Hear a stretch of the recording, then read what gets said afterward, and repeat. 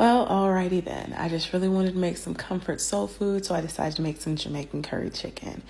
I started off with 2 or 3 tablespoons of your favorite cooking oil. I added onions and garlic and 3 heaps of curry powder, and then just sauteed away.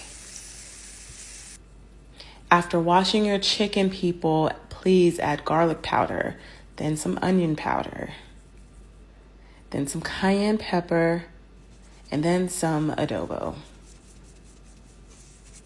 Okay, well, maybe a lot of adobo. Some ground white pepper and some oil to coat. Next, we are going to brown the chicken.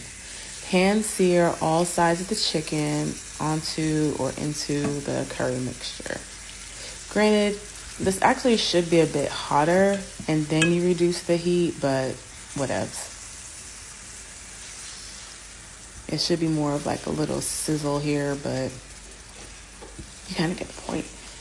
Flip it over. This is where you would be literally browning the chicken on each side, but as you can see, it's more of a coat since the pan is not hot enough at this juncture.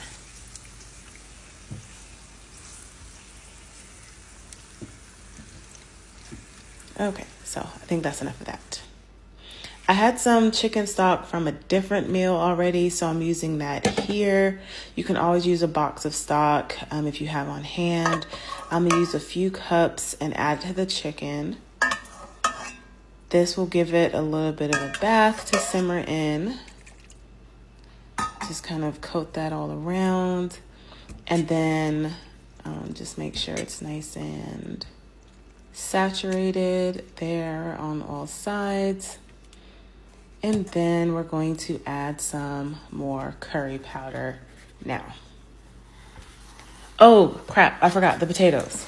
So you have to actually peel them, cut them up, and then add them into the curry bath.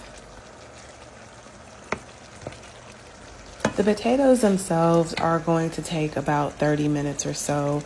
So this is perfect. Just add them into the chicken so it can just do its thing.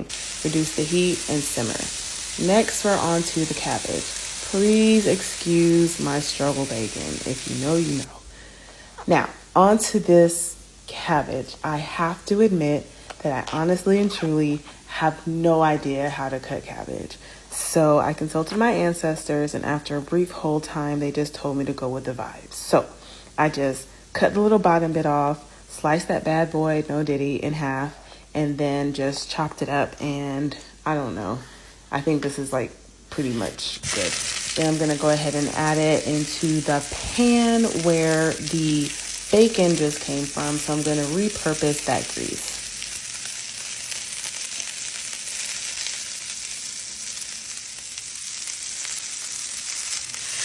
All right, so now I'm going to add the last bit of the chicken stock into the cabbage so it can marinate in there nice and good.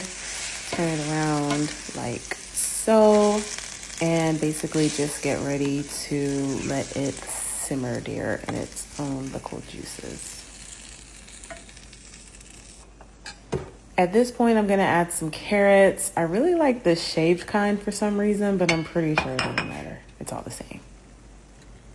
Now I'm adding garlic salt. Other than the adobo, this is the only other salt element that I have in this dish. And to be completely honest, I was a little bit too heavy-handed with the salt right here anyway. So again, just stir it up, stir it up, stir it up, stir it up.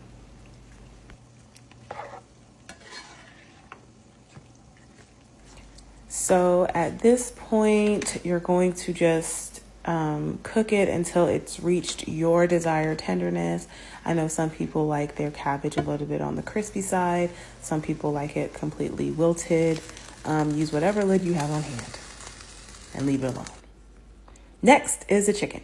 We don't believe in medium rare chicken on this side of TikTok, so you want to make sure your internal temperature is at least 165 degrees Fahrenheit. However, if you get it up to 200 like me, this is essentially smothered chicken, so you don't have to worry about it drying out if you overcook it, okay?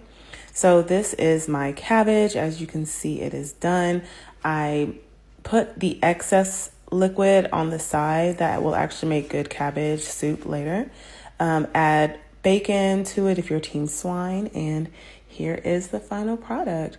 Oh, the rice is from TJ's. It's the jasmine rice on the refrigerator section. If you know, you know. And that chicken looks great. It's nice and cooked and juicy on the inside, and I'm ready to dig in.